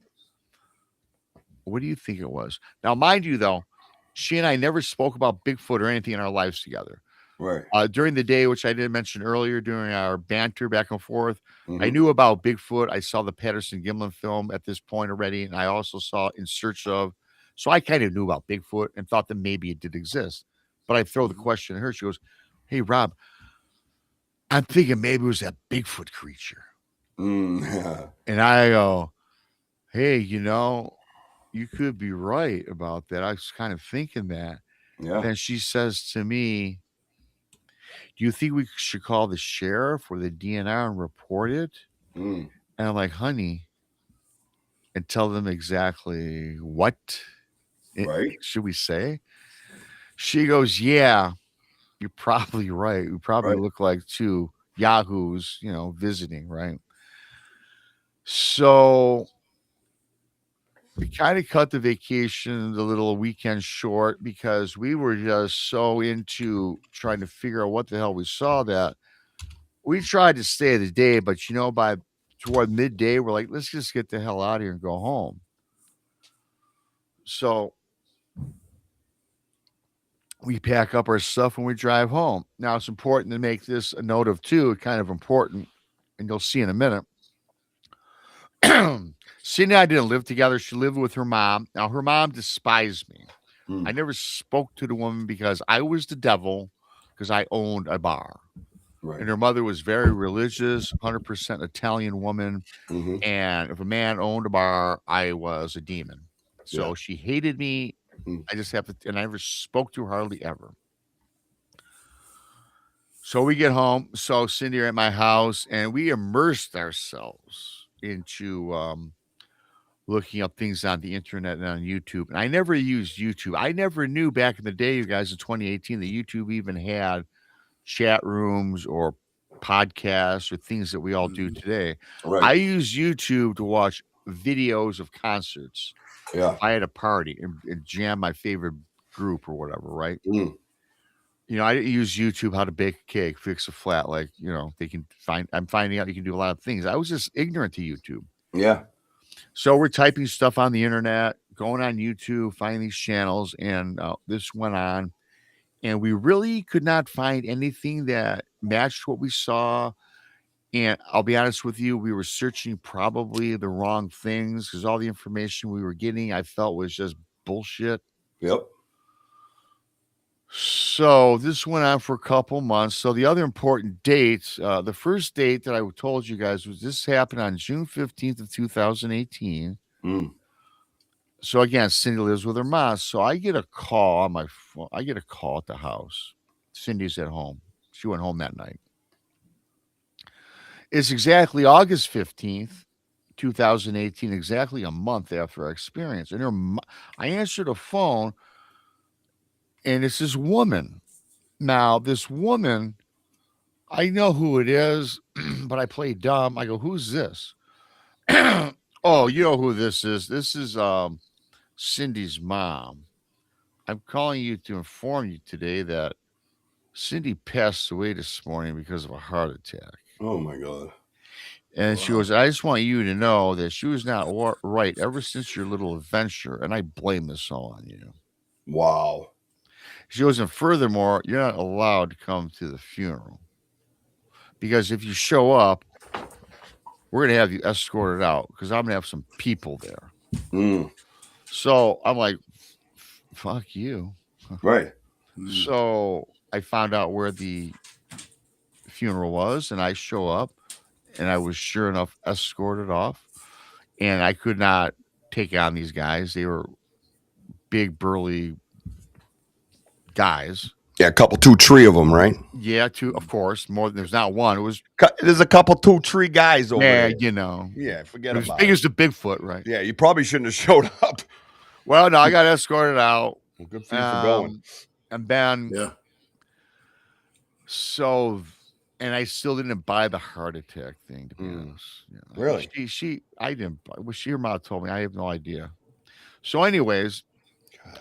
I'm like devastated, man. I mean, I'm Yeah. like, and I started blaming myself for a long time. If I never would have taken her, Right. this never would have happened. So I went through all these things, right? So I immersed myself into finding more and more about things. But what I did, I was so distraught by this entire situation that I owned the bar at the time, and I go into work one day. I told my bar manager, who was also the head cook, and he and I were kind of partners, but I say, hey, buddy, listen, man, I got some things I need to sort out. You got the keys. Do me a favor. I don't know when I'm coming back. What's up, boss? What's wrong? I said, listen, I can't tell you right now. You wouldn't believe me anyway. Just do me a favor. Lock up. Put the money in the bank. I know you won't rip me off, but I can't tell you when I'm returning. So from that point on, I went in a very dark place, man. Yeah, I mean, I I bet. thought I was losing my mind. Yeah. Yeah. And so I was trying to reach out to people, and half the people thought I was a joke. They judged me, Yep. or they wanted a story, and I never Yep. told the story to anybody at this Yeah. point. Yeah. And then one day I got a hold of this guy. I was watching YouTube because immersed myself, right? And there was this guy who's passed away now, Kerry Arnold, Yep. and he had a show called Bigfoot Odyssey. Yep. And it just so happens that I seen the episode where he retold his very first Bigfoot encounter in the forest that traumatized him so badly that he quit hunting and going into the forest. Mm-hmm. And that was the first final piece of a connection I finally made after trying to find answers or find out what the hell is going on. And the guy was so cool that he put on his YouTube channel his phone number Mm. to where he would have people reach out to him if they needed help. I reluctantly made that phone call, Yeah. and he answered. And I told him my story. We talked for 5 hours. He talked to me, a total stranger. Mm-hmm. And we hit it off, man. He goes, what you're telling me, I absolutely believe. I understand what you're going through. And he really was the first person to help me out. And then he suggested, you got to tell your story, get it off your chest, because for himself, it was good therapy. Yep. Yeah. So I took his advice and I went my very first show. I did a stupid video. Okay. Again, I'm not on YouTube at this time. I'm just Joe Blow Rob. And he suggested I make a video and maybe post it on YouTube. Yeah. So, well, how in the hell you do that? And we walked me through it. So I got all this stuff together. I had a shitty laptop, and I don't know what I'm doing, you guys. And then I find out you have to make a handle and all this stuff. Yeah. So I'm like, well, what the fuck? So I'm trying to think up a handle. So, well, let's see. What should my handle be? Well, my name is Rob. I live in Michigan. I saw a Bigfoot. So that's how Bigfoot Michigan Rob actually evolved. Can you imagine if you saw two dogs fucking? Oh, fuck yeah.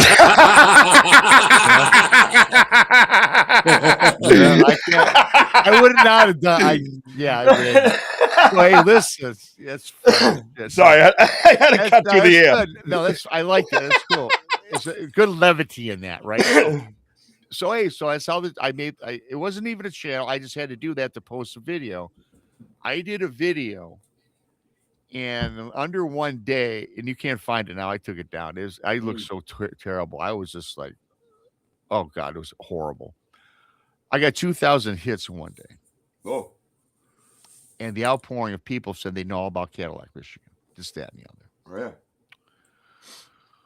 So, wow. So I started getting better contacts with a lot of different people. And I started getting more confident. Then I went on Sasquatch Chronicles and told that for the very first time on a public medium, because that's like the biggest platform at the time that I could find. Right. I did that, and I swear the first time I did that, and Wes Germer, very great guy, man. A 40-minute show took maybe 3 hours because of all the takes, because I was just frazzled at this point. Yeah. And nervous. Yeah. So some time went by, and I said, I got a story to tell, but then I was thinking, Rob, you know what? I'm seeking answers. I'm seeking the truth. I said, you know what I'm going to do? I want to tell other people's stories. Yeah. But then my channel evolved, and I started a channel. Yeah. And I get tons of emails today. I get a lot of great guests on today, because the reason I did it is because I don't want nobody to walk in my shoes. I was judged. I was ridiculed. I was made the fool. Yep. And I know what that felt like. Mm. And I know there's many thousands, hundreds of thousands of people that probably felt like I did. So I wanted to start my channel simply not for fame and fortune, right, but to have people help people, because as Carrie told me, it's therapy. Talk about these things. That's right. So I figured I'd play the therapist game for other folks. So it didn't start out like gangbusters. It takes time to build anything. You guys know that. Yeah. But eventually it caught on, and I've been doing it now for 4 years, man. And it's evolved into 3 shows a week. I wrote 2 books. Yeah, you did. People that sent me their encounters that want to be in anonymity. And I pat myself on the back because I'm proud that I can help people, because it even says on the back of one of my books, it's for those to know you never have to walk alone. Because I've been there. Yep. You can tell me your story without judgment. Yeah. Yeah. So that's what I get the most out of it. It's not for fame and all that, really. I love helping people, man. And of course, it's evolved and this, that, and the other. And I do other things now. I do UFOs, Dogman, aliens. Because it's all connected. Yeah. Once you go down that Bigfoot rabbit hole, it opens up the Dogman, the paranormal, and all of these things in my life I've seen. Not the Dogman, of course, but the paranormal side of it, UFO side. Mm-hmm. So I found a little niche that I got into, and I enjoy doing it. And that's why I do this today, man. No, I love it. And if you're out there and you're sitting here listening to Rob's story, you can understand why I've gravitated towards him. Our stories are very, very similar. And especially in the end, where we don't do any of that shit talking. We research, respectfully. You're not allowed to shit on another researcher. And I always say, I don't care If someone comes on here and says, I think Bigfoot has 10 heads, let's have a respectful conversation about that. Yeah, no, I Let- agree. Let's have a respectful conversation, right? And you do have a couple of books out, right? It's Yep. True Cryptid Encounters. Yeah, there are Bigfoot Mishra presents True Cryptid Encounters, book 1 and book 2. You can simply those are on Amazon. Just type Bigfoot Mishra, they'll pull up. Yeah, they're pretty good. A lot of good reviews on them. And those are all the people I've interviewed. All these people, a handful have come on the show. Most again want to be in anonymity, and I had to get them to sign a thing that blah blah blah for the release. And so that was a chore. So it took me time to put it all together. But those are stories of people I've spoken with either on a back off StreamYard communication or emails or phone to get their story and get it down correctly and adequately. Yep. I don't deviate from the narrative. Mhm. I tell their story as it's told to me. I might add in, hey, it was a beautiful day in Montana, stuff like that, of course. Yeah, of course. Yeah. But but the narrative is the same, the story is the same, and yeah, that's what I do. That's book 2 there. Yeah, so yeah, It's awesome. I'm gonna grab me a couple. I will say this, Rob. I mean, thank you so much for sharing your story, because I mean, Yeah, I just want to get to picturing that it all. story. Yeah. But I will say, as of where you are now and what you're doing, I mean, it's very admirable because of yourself, Richie. Now, I don't have a story like that other than, going, when I reached out to Richie about, what's this podcast about? And then that's when I became to go on my first investigation with him. I've been with him ever since. Yep. But this whole thing with the Bigfoot and the encounters and things like that, what you're doing is bringing not just your story, but it brings the community together. It brings people, you're giving people hope. People on the chat crossing over, making friends. Mhm. Listen, we're not here to, shit on people. We're not here to be negative, but there's a connection for a reason. And I think that's why you're the reason. Richie's the reason. And there's plenty of others in the podcast world. And like I said, I thank you for your story. Yeah, no, thank you for giving me the platform. I've told the story 1,000 times, but it never gets old because a lot of people haven't heard it, right? I mean, they've heard it on my channel, but That look familiar to you, Rob? that is actually a rendition done by Sibylla Irwin. We took about Correct. 3 days to put that together. And that was the original face that I saw Mhm. from the shoreline of the Bigfoot. Now, do you female or male? Didn't see the genitalia. Yeah, but what do you feel? I mean, I- it looks well, I like a woman to me. Some people said both. Man, it's Really? 50-50. If I thought it was a dude myself, but Yeah. I don't know what it was. Yeah, so I know you didn't know that I was going to pop that up on the screen. No, I did not. But yeah, No, thank you. I have a lot of surprises, but the other surprise I don't know if you're aware of. I think we talked a little bit about this, and Gianni brought it up. Gianni actually mentioned the artist's name, who's a forensic artist, correct? Yeah. Yeah. I can bring it up because I actually own some of her stuff. Well, I don't know if Sibylla is a forensic artist. I know she's a very talented artist. Yeah, well, she's a well-known, I guess. She's well maybe- known. Do we know her? We don't know your degrees. Sorry, I don't. Correct. Yeah, allegedly, do I Yeah. say that there? Yeah. No offense. What do we do here? I don't know what her credentials are, but other than she's a very good recreationist, she's done thousands for people. Yeah. I met her in Texas about 3 years ago, Right. and we hit it off, and we did. It took a while to get this project off, but Mhm. yeah. Did you? Since we're at it, you have the picture of the transformation. I was working on that. That's the That's one. fine. That's You the know- one next to it, right? In the Yeah. same picture. Yeah. Yeah. See, I wasn't sure about that part of it. You know what I'm saying? So I do kind of want to go back to the story because we got a little bit here. I want to go back to the story just a little bit. I want to go back to that spot where you guys are, your girls noticing this. You're getting more curious. Things are being kind of thrown, but then you see it. But then what happens is a panic kind of ensues where it feels like survival, correct? It sounded like it.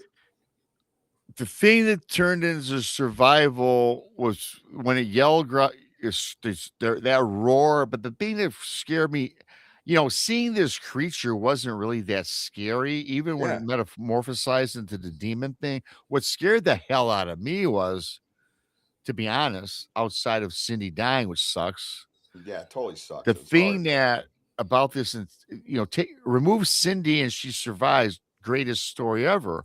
But the thing that scared the hell out of me was I was paralyzed. My vision was distorted. I can't move, right?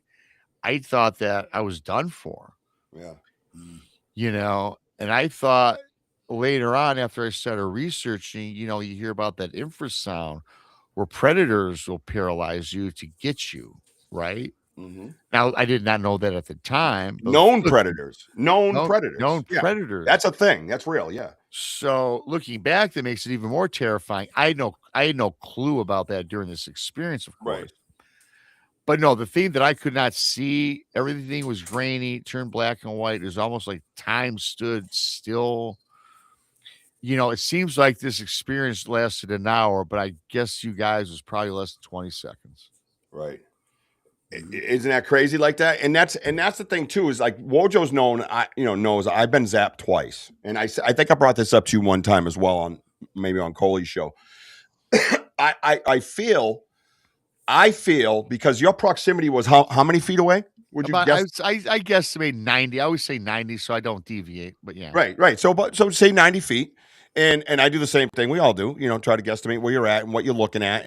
And hindsight is way more 20/20 than being in this crazy moment, right? Yes. And we've stood in the woods in our research area, actually not far from this picture that you see behind us of these trees. That's actually a part of our research zone.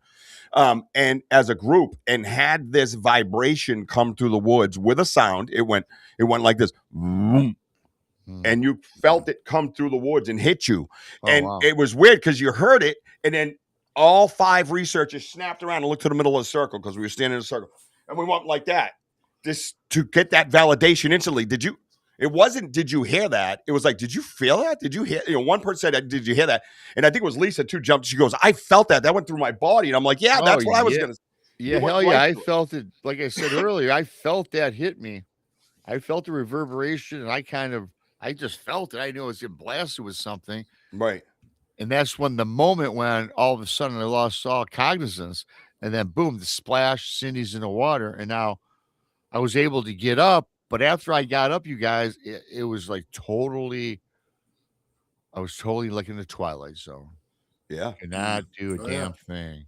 Now, right. And that's what Rob, and this is what I want to say, Rob, is that like, Wojo, how I was. And each time for me, it lasted 3, and I always say this, 3, almost 4 days. Same exact symptoms. When I was down and out, I was in my bed, I couldn't move. I got so scared and nervous. Of course, at my age, I think everything's death. So I went and got blood work done. And I was perfectly fine. I could barely make it to there. And then right around the 4th day, I start coming out of this fog, and Wojo's had been on the phones with everybody. And he dropped off, came back. And he was on the phones with everybody talking to like the Vogel brothers, things like that. Have you ever heard of this and that? And everybody agreed that those symptoms felt like I was zapped. So it happened again. And both times it happened when we believe it was them that ran by us from the smell and the print that we found, ran by us at like, say 60 yards away, just crashing through the trees, man. But happened twice. Once with me, Wojo, and my son upstairs. He was, 14 at the time? Yeah. and then just me and Wojo right at dusk in my backyard, right on the edge of my property. And it was just crashing. And then boom, 3 to 4 days, I was zapped into bed. So the reason why I tell you all this, I feel that effect that you had was the same, but the difference is where it knocked the lights out of you, basically. It was closer. It was in such close proximity. Yeah. When you got hit with that infrasound, that's exactly what these predators will do, right? They'll throw that infrasound out. They'll numb you right up. Yep. Boom, and come get you. You know what I mean? And that's what I feel happened. Did you feel, I know you were out of it a little bit, but did you feel that you were under attack? Did you feel like you were going to be eaten, killed, murdered, dragged into the woods? Like any of that come to mind at all? To be honest, no, it did not. It did not. I will tell you this. So when I snapped during the time when I was in that state, no. But like I always say, I was most scared though is when I got my senses back, got her in the Mhm. boat, then I didn't see it. Then I panicked. Where Mhm. is it? Is it coming to get us? Right. Because during that time of losing my cognizance, that was not even on my mind because quite frankly, my mind wasn't even functioning. Right. Right.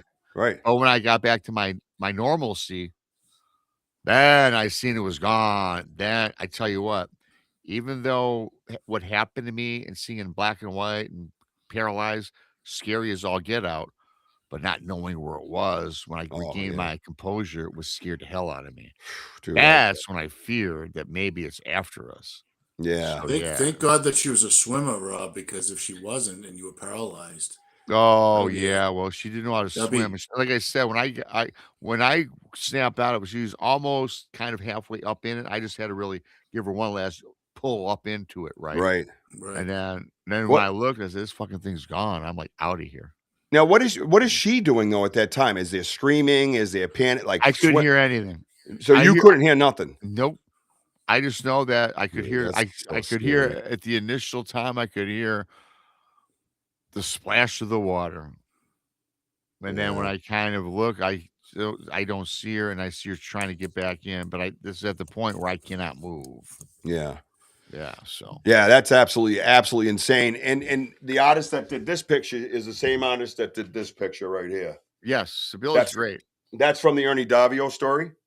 Yes, Um, I know Ernie. yeah, I know you do. And Ernie's a very I love him like a brother, man. Me and Ernie talk a lot. And he graciously one morning turned over all the rights to his pictures to the Banter with Richie B family. So um, we were able to have such a moment in Bigfoot history given to us from him because it was time for me to carry the message, he said. And me and Wojo and the way Wojo works and him and Wojo talk a lot. And yeah, what an honor, man. What an honor to have his story as part of our family.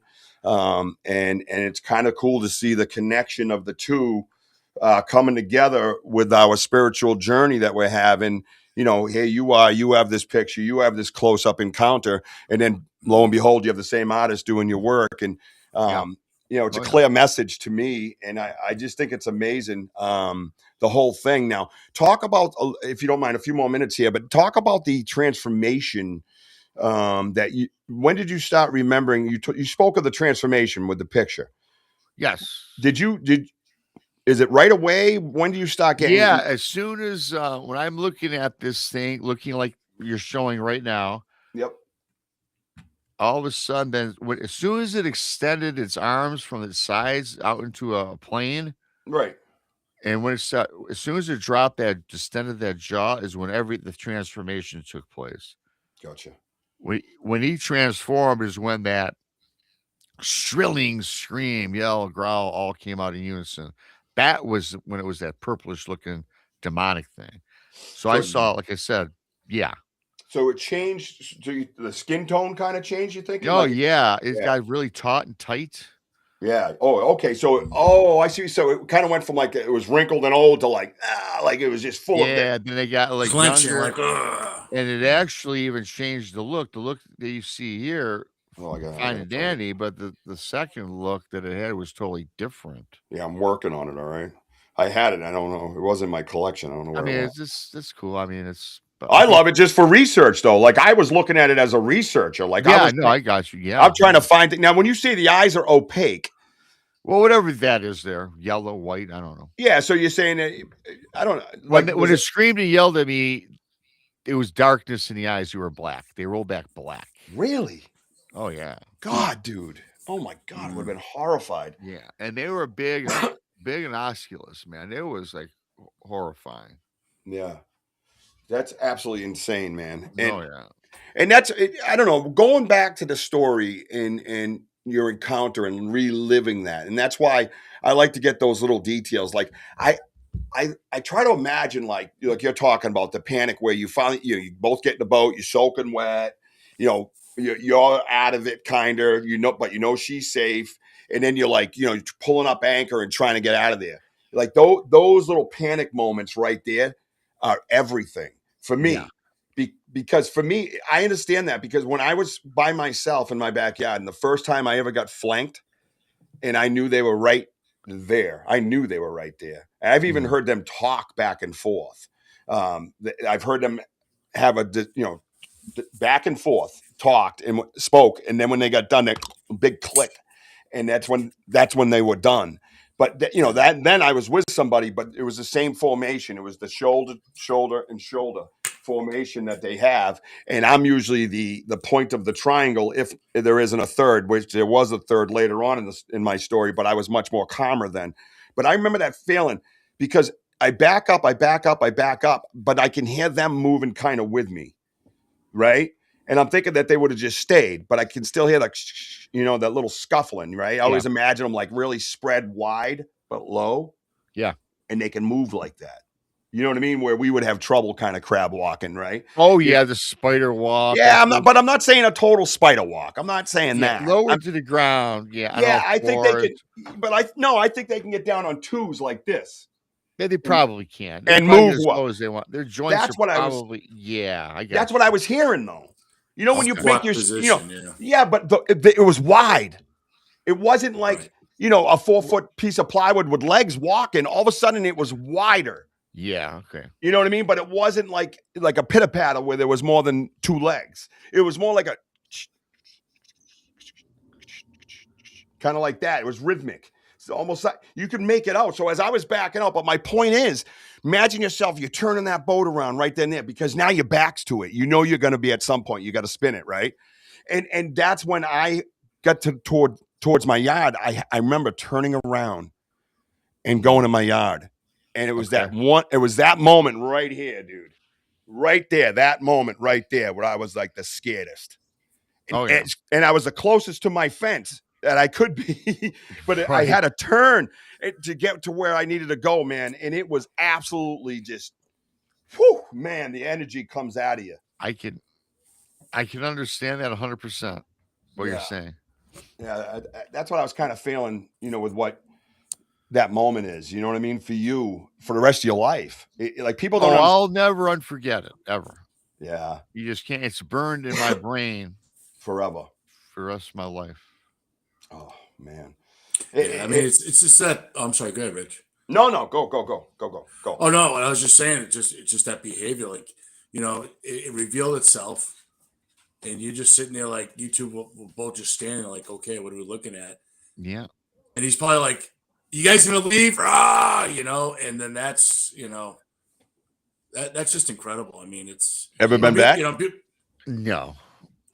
Yeah. Never? Not even as a researcher? You didn't have any desire to go back? Well, I don't really research.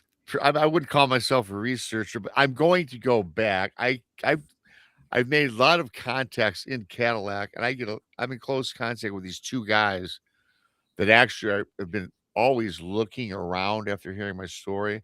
Yeah. And one guy went in from the shoreline, and another guy went in from the road and back of there. So that there's 2 different vantage points looking around. They've not come up with anything, but I've got so many people telling me that in that part of Cadillac, which is Lake Mitchell, right? That's where I had it, that they've heard the yells and screams from time to time at night. Interesting. People have told me this.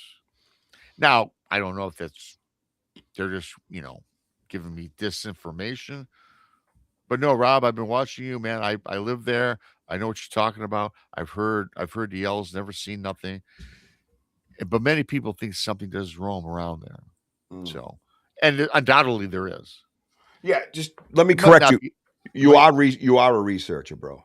We're all researching. It's just a matter of if you got boots on the ground or not. That's the only difference. Well, and you bring a lot to the table. For me as a researcher, I learned a lot from watching you. That's why it was important for me to sit with you, because I related with who you were as a person, and I related with your story when you told it. It wasn't that in depth as it was here, because I'm an amazing interviewer. But that's a different subject, Rob. Thank you for bringing it up. I appreciate it. So, but it was just like, it was important for me as a researcher to bring you into kind of our world, to where I was like, guys, you got to listen to this.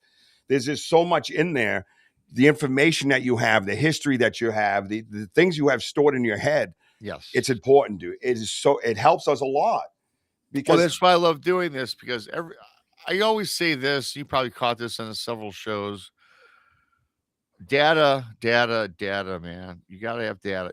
People say to me, Rob, how come you tell the story about the Bigfoot crossing the road? Now, I don't make a long story out of it, of course. Right. Because if you look at the data, 68 or 72% of all Bigfoot experiences is from a Bigfoot crossing the road. And another high percentage is not from researchers, it's from the average families. They're camping in the woods, have no idea about Bigfoot is when they see them. Because you damn well know that Bigfoot knows our intentions. If they know they're being sought after, that's when they play that game of hide and seek more than ever. Yeah. Unless you catch them in a bad moment. It's always the unreluctant Joe, or Wojo in this case, right? That happens on them, not Right. expecting anything. Yeah. And that's where a lot of stories come from. Average family, average hunter in the woods. Oh my God, I was hunting a deer that I can't believe what that came across in my path. I guess it's that Bigfoot. What do you Yeah. think, Rob? That's a lot of things I get. Researchers have said to me, I've been doing this for 30 years. I've never seen one. Well, yes, because your intentions are all messed up. Yeah. Right. Yeah. Exactly. You got to Yep. put it out into the environment, into the Mhm. universe, I believe today now, Mm-hmm. what your real intention is. Did- You can't have this attitude of I'm looking for you type thing. If you come off brash and full of yourself, you ain't gonna ever find a devil. Yeah. Bigfoot will find you. You don't find it. Yeah, that's kind of how that works. He kind of works with you. You know what I mean? Now, Yeah. have you crossed over from flesh and blood? Which I know the answer, I think, but it's just, because you're so open minded, hearing all the story. And again, the importance of that's why I try to get everybody to communicate. Because I was shit on as well with a public post. And it was really not nice because I had never met the clown. You know what I mean? And it was ridiculous. You know what I mean? And I always still hope he just creeps me a little bit because every time I do that, it's for him. You know what I mean? Right. And it was a local legend, that type of, started this, old man squad that does shit. You know what I mean? So it was just like, I wanted to make sure that I brought this community where everybody could come here and be safe and feel happy and safe and share stories. Now you have your community, which I love. Some of them are here, and it'll be vice versa at 11 o'clock tonight, by the way. Is it tonight into the bazaar? Is that one? Tonight, yeah. Late night. Yeah. 11 p.m. East, Central or Eastern? It's Eastern time. 11 East. Yeah, because I watch at 11, man. Sorry, I'm answering your questions for you. See, I'm a great. You already knew the answers, man. I'm a great interviewer and interviewer. I didn't know you were watching me 3 years ago, man. Jesus. Yeah, well, but mind your business. Yeah. So, that was from a window. But it was just like the importance of that is because people will come to me, and I tell everybody this all the time. I put something out there and something came back to me about the subject that I put out there. If I don't put it out there, I get nothing. Yeah. Nothing. We've put out huts that we have found here, structures that we have found, very weird, unique huts that have been found in Oklahoma. Now we're good friends with Brian Terrell from Red Dirt Cryptid because they found one very similar.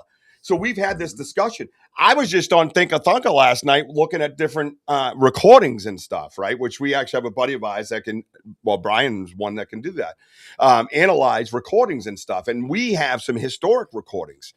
But on there, he said some things. They weren't similar recordings. I'm not trying to get at that. But the thing that he said was partly what we had a discussion about was like two tracheas and not just one.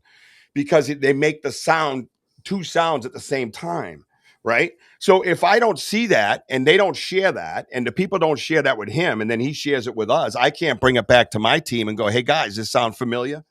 You understand? Yeah. So it's very, very, very vital that we have these platforms and use them correctly, and not look for that fame and that fortune and all that stuff. Yep. I mean, things like people are just going to like to hang out with us, for Christ's sake. I mean, look at us, dude. 100%, absolutely. How you doing? You know what I mean? What's that? What's up with you? Hey, girl. You know what I mean? So it's important. Look at Wojo. Look how important Wojo is. Look at that hat he's wearing. He looks like something from Shawshank Redemption. Were you on Shawshank? You look like a Shawshank guy. You know what I mean? It's crazy. Richie needs to hear the howl I have recorded. I would love to hear the howl you have recorded. Our recordings are going to blow the whole world away. Yeah, Gary Spikes, I have heard the howl. It's very, yeah. I'll leave it at that. Yeah. Well, maybe we should sign off, and I could play like a 1-minute clip of the recording that I have for you, for the world to see. But we'll let you hear it. Yeah, Yes. I'm serious. It'll blow your mind. It'll 100% blow your mind. I'll even let you stand up and stretch while you listen to it. I'll listen to it. I got to fly out of here though in a few minutes, so I know what's going on here. When you're big and famous and stuff, you got to go around and sign like the bikini girls are going to come over and you're going to sign the cleavage and all that. I'll listen to it. I'll get to that level where I got to shop you the cleavage one day. Woohoo! Let's go! Yes, Bigfoot, Massachusetts Rich, coming to you soon. There you go. Let's go. Oh no! Sure Good one. Sure beats 2 dogs, you know what? And sorry, I swore later, and everybody goes, "Wow, he said 2 dogs were having sex." Oh, God. I got freaked out. Oh, Richie should show him the cats. What'd I do? All right, no, listen. Sorry, Jen, I use a lot of sayings and also Southern dialect. Oh, okay, Arkansas Richie in Massachusetts. So, anyways, I'll let you get going because I know your hip's hurting. And I don't want to leave you sitting there any longer. And I know you got a very big show later and you could barely operate Restream. So you got to get started around. Now so you can go live at 11. Yeah, no, I'm going live at 11, but I got to do some other stuff before that. But yeah, I appreciate coming on, man. It was a great show. I'm glad that I could share my story with your audience, man. Well, you know what I love? I love getting to know the person, like I've always said, and it makes the story and the event. I like to call them events. That's what they are. I like that term. These are events. People don't understand because when you have a life event, that's what this is. This is a life. It was a life-changing event, and it certainly changed the course of my life, if you will. It really has. I'm not showing the cats. Why do I got to show the cats?